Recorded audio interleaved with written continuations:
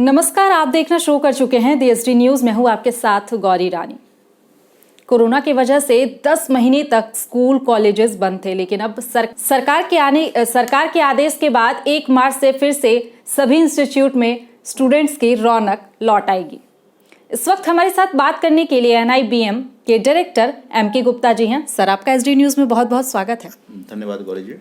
सरकार ने फैसला आखिर ले ही लिया। बिल्कुल 1 मार्च से सभी इंस्टीट्यूट कॉलेजेस खुल जाएंगे। जी, सबसे पहले मैं झारखंड के यशस्वी युवा मुख्यमंत्री को धन्यवाद कोटि कोटि देना चाहता हूं कि काफ़ी समय से हम सभी कोचिंग वाले और विद्यार्थीगण इंतजार कर रहे थे कि आप आदेश दें। उसके बाद स्टूडेंट लगभग 6 राज्यों से स्टूडेंट अट्रैक्ट होकर रांची में आते हैं और वो आना शुरू करें कि जिससे कि वो अपने सपनों को, जो ग्रेजुएट होने के बाद जो सरकारी नौकरी प्राप्त करना चाहते हैं, उस सपनों को हम लोग साकार करने में एक दोनों आदमी मेहनत करके करते हैं। तो ये अब फिर सिलसिला चल पड़ेगी, ठीक है, जिससे कि हजारों युवाओं को फायदा होने वाला है। ये जो सर फैसला लिया गया थोड़ा लेट हो गया, मानते हैं? निश्चित रूप से इसकी तो हम लोग किस तरह से करेंगे? स्टूडेंट, खास करके स्टूडेंट को काफी लॉस हुआ है। जी। तो अब स्टूडेंट को किस तरीके से आप लोग मैनेजमेंट कर रहे हैं ताकि स्टूडेंट आए? और क्योंकि आप देखेंगे कि अभी JPSC का भी फॉर्म फिल हो रहा है और कुछ दिनों के बाद जो है वो एग्जाम भी बिल्कुल स्टार्ट हो जाएंगे, तो उसकी क्या तैयारियां हैं, कैसे करना है? लेकिन सर, उससे पहले मेरा सवाल यही है कि अभिभावक जब अपने बच्चों को आपके इंस्टीट्यूट भेजेंगे तो कितनी सेफ्टी उन्हें मिलेगी? निश्चित रूप से।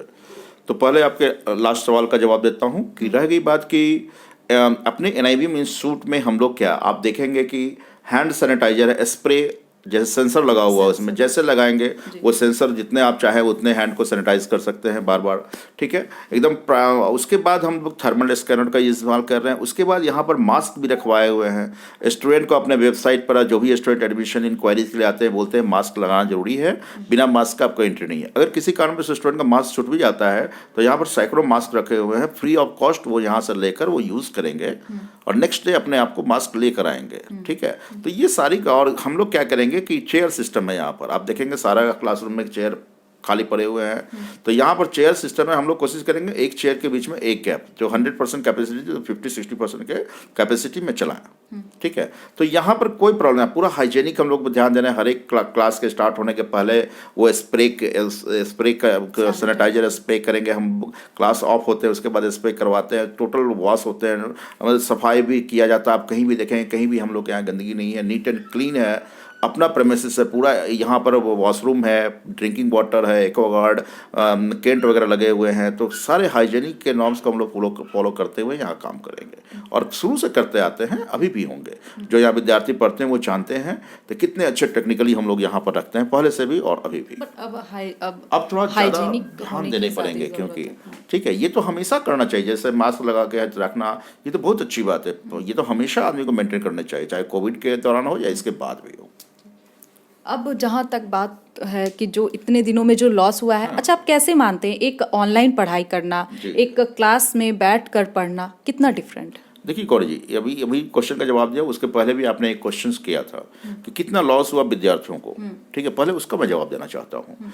तो देखिए, जैसे कि परमिशन लगभग 1-1.5 महीने पहले 10th-12th का कहा गया कि परमिशन दिया गया, सेंट्रल गवर्नमेंट ने परमिशन दिया था कि ठीक है कि वो आप स्टेट गवर्नमेंट ऑर्डर दे सकते हैं, चला सकते हैं 10th के बाद। तो जो भी कोचिंग में स्टूडेंट आते हैं वो 10th के बाद ही रहते हैं। इवन ग्रेजुएट और बीटेक इंजीनियरिंग किए हुए स्टूडेंट यहाँ आते हैं। अब सरकार ने क्या किया था, सेंट्रल गवर्नमेंट ने क्या किया था कि लॉकडाउन के दौरान ही PT मेंस वगैरह का लिया था, उसमें ऑनलाइन हुए थे, ठीक है, वो तो सभी जगह बंद ही थे। लेकिन उसके बाद जब PT मेंस की तैयारी तो स्टूडेंट घर पर भी कर लिए या पहले से किए हुए थे, तो उसी के आधार पर अपने आप को तैयार हुए। उस इन बिटवीन बहुत सारे स्टूडेंट ने PT भी क्वालिफाई किया, मेंस भी क्वालिफाई किया, जो पहले से ऑफलाइन क्लास कर चुके थे। लेकिन अब इंटरव्यू की तैयारी वो तो कभी नहीं किए थे, ना तो कॉलेज में किए थे, ना इंटरव्यू में, ना तो इस यूनिवर्सिटी में किए थे, ना तो इस कोचिंग में भी किए थे। कहीं कि इंटरव्यू का तैयारी उसी समय करते हैं जब रिटन क्वालिफाई करते हैं। तो अभी 31 मार्च तक है कि सारे इंटरव्यू हो जाएंगे और उनका रिजल्ट्स भी आ जाएंगे। तो वो ये बहुत लेट से फैसला लिया गया है जिसके कारण क्या बहुत सारे स्टूडेंट बिहार में इंटरव्यू करने चले गए, उत्तर प्रदेश में इंटरव्यू की तैयारी करने चले गए, क्योंकि वहाँ खुल चुका था।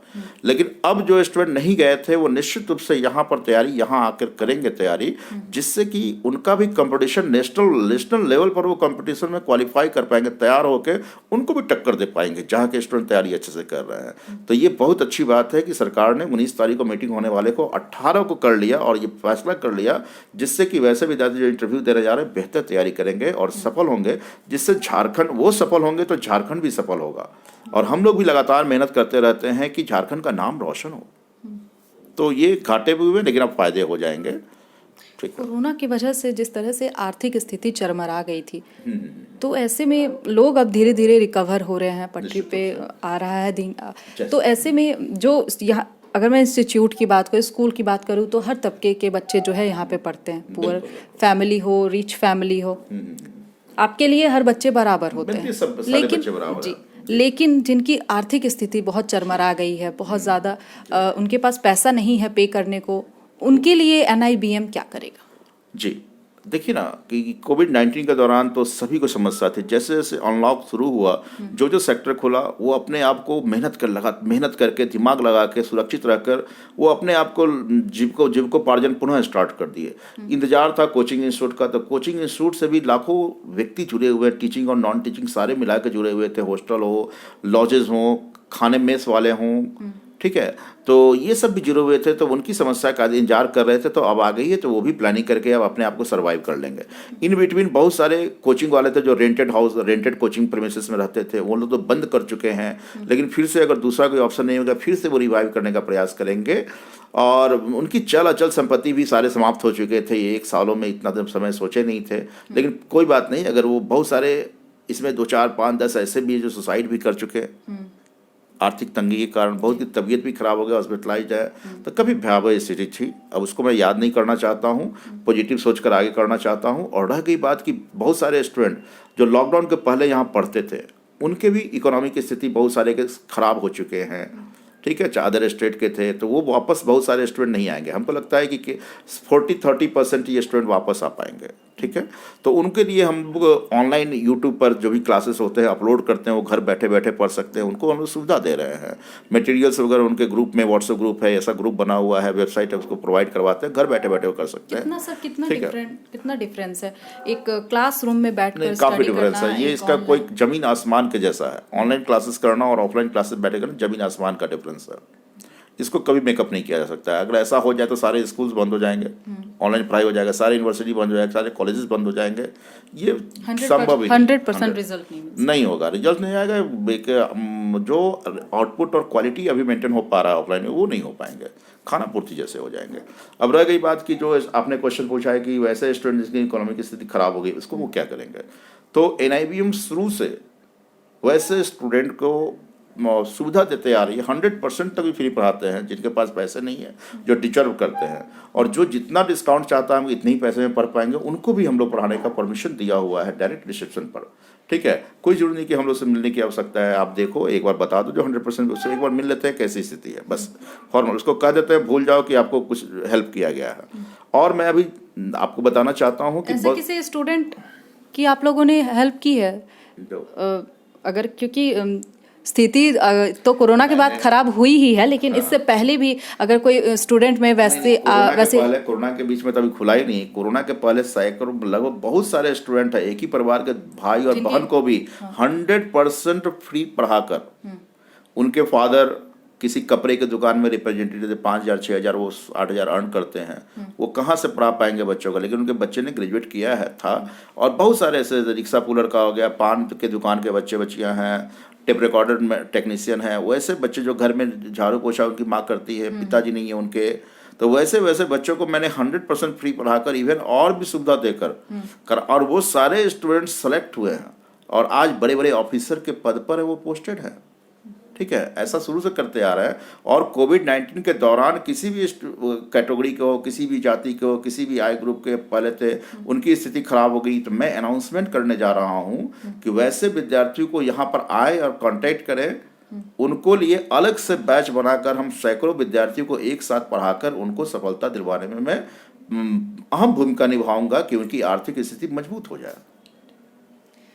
तो हमारे साथ बात कर रहे हैं एनआईबीएम के डायरेक्टर एमके गुप्ता जी, जिन्होंने साफ तौर पे कहा है कि उनके इंस्टीट्यूट में हर वर्ग के, हर तबके के बच्चे पढ़ सकते हैं। जिनकी इकोनॉमिकली कंडीशंस खराब है वो भी आकर के यहाँ पे पढ़ाई कर सकते हैं।